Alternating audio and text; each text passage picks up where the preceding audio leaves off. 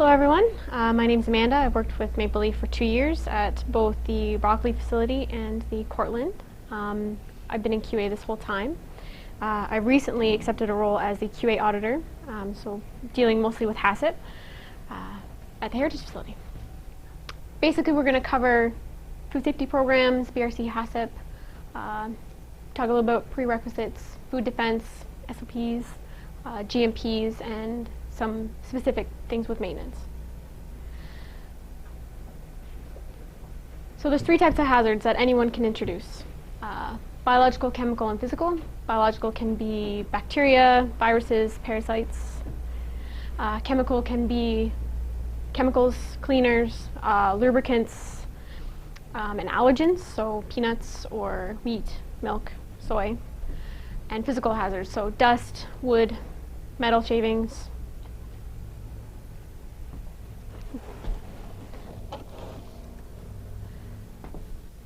So, we aim to be certified in BRC. BRC is the British Retail Consortium. It's a company based out of the UK that certifies companies in Global Food Safety Initiative. So Global Food Safety Initiative is basically a list of guidelines that an organization has come up with to be certified against. The reason why we want BRC certification is because a lot of our customers require it. Walmart, Loblaws, they require us to get a certain level of certification in BRC. The purpose for BRC also is so we only have to do 1 audit per year. We have a dozen or more customers. If each one of those customers wanted to do a 5-day audit with us, we'd be in audits all the time. It would be way too stressful.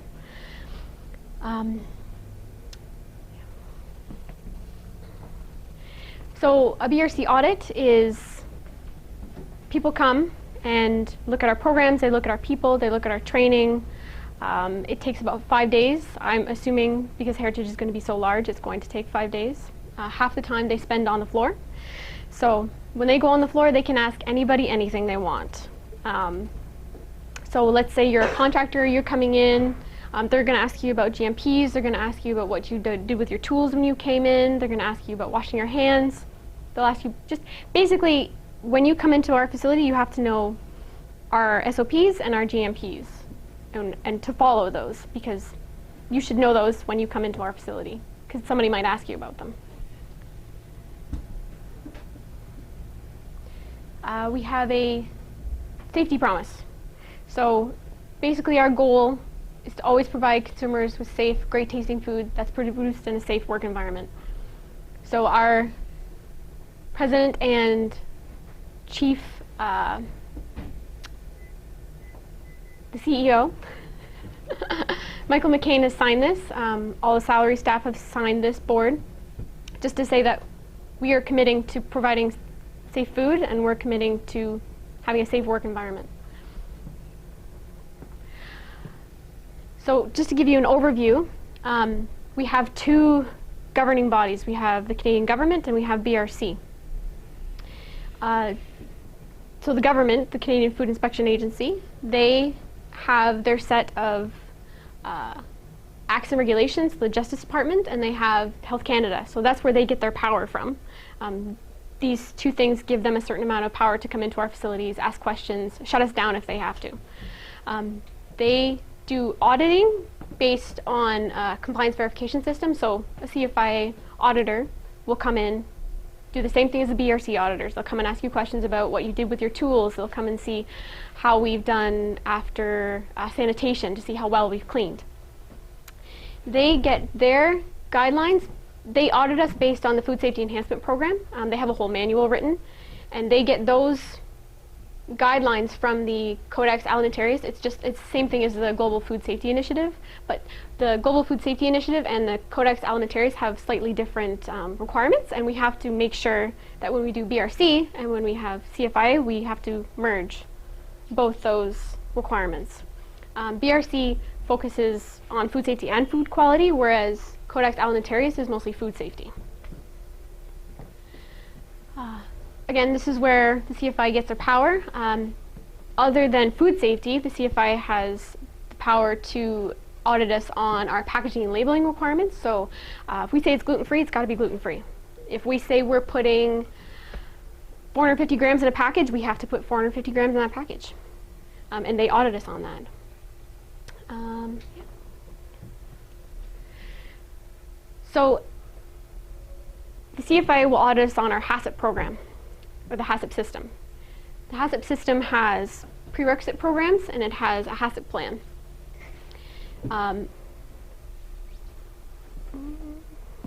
It's based on preventative rather than reactive food safety.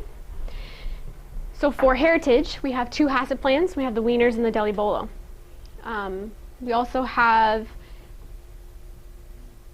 process control points, PCPs, which is the front of the line. This is in the raw area. This is our X-rays. This is our metal detection.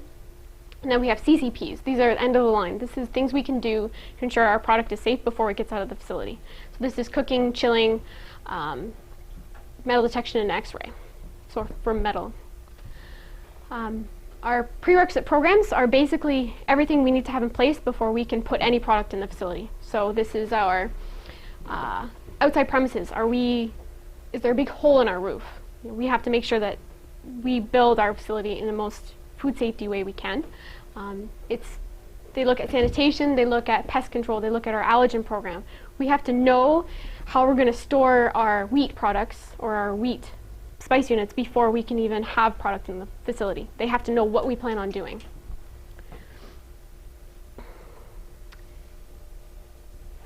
So food defense. We want to make sure that no person intentionally or unintentionally contaminates our food. So for example, somebody pulling off their mask and sneezing on a package. That's a food defense issue. If anyone ever sees anything like that, we expect people to raise the flag, raise a hand, tell their supervisor, because it's illegal. You can make somebody really sick by doing things like this. So we do expect everyone to report suspicious activity.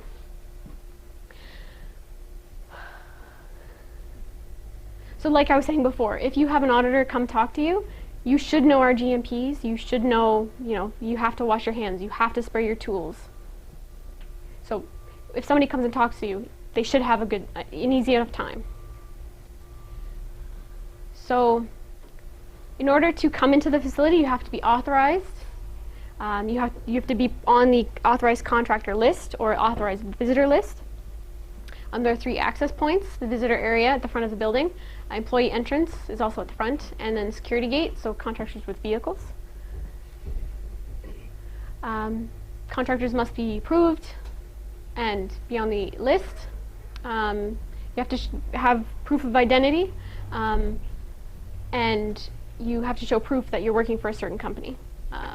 You also must sign in and out, and you have to sign off on the GMPs that you've read them and understand them every time you come in. So there's some new things at this facility. This is a world-class food safety initiative that has been happening over in Europe and in Asia. Basically, we're trying to leave as much dirt out of the facility as possible. We are requiring you to take off your street shoes, go into our welfare areas, throw on some flip-flops, and then when you want to go into the production areas, you have to change from the flip-flops into our boots. There aren't going to be any boot scrubbers unless you're going out of the meat producing facility. So going in, no more boot scrubbers. So CCP documentation, I don't think most of you would be filling any of that out. It's just critical control points. Maintenance specific, so all your tools have to be sanitized.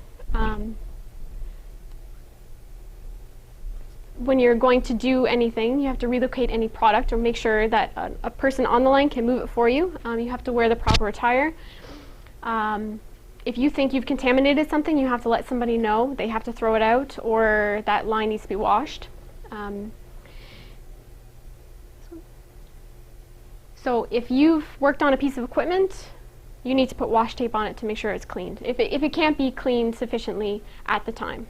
So if you don't know if it can be cleaned sufficiently, you have to talk to the supervisor and ask them. This way, the sanitation crew will know it has to go through a full sanitation before anybody can put any product back on that. Any materials you want to bring into the facility have to be on the CFIA approved list.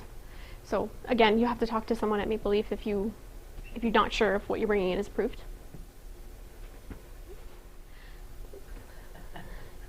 So we're building the facility based on sanitary design of equipment, the AMI checklist. So this means any piece of equipment that we're bringing into the facility has been compared to this checklist, and all these things must be included. So it has to be cleanable to a microbiological level. It has to be, you have to be able to inspect it, you have to be able to tear it apart, you have to be able to wash it sufficiently without damaging it. When we put equipment into the facility, like install it, we have to follow the AMI checklist again, because we need to install it so far away from walls so we can still clean it.